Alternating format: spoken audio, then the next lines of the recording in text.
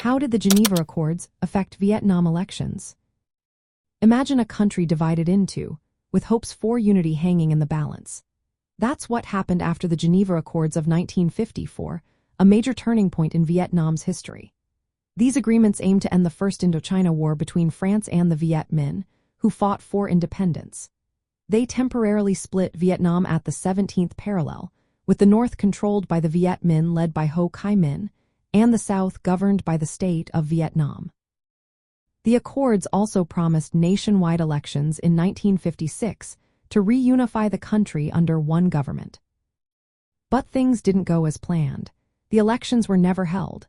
The United States, which had become involved in Vietnam to stop the spread of communism, strongly opposed these elections. They believed the Viet Minh, led by Ho Chi Minh, would win easily in a free election. So, the United States supported the South Vietnamese government led by Dinh. Diem refused to hold the elections, claiming they could lead to chaos or unfair results. Instead, he declared the Republic of Vietnam and held separate elections in the South, which many saw as rigged.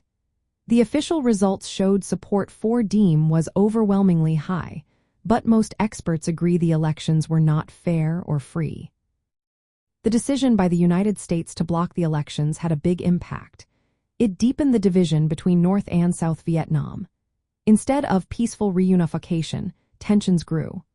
The North, led by Ho Chi Minh, saw the refusal to hold elections as a betrayal of the Geneva Accords.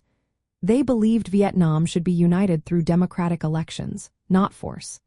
As a result, the North increased efforts to reunify Vietnam by military means. The South, backed by the United States, focused on building a separate government. This split set the stage for the long and bloody Vietnam War.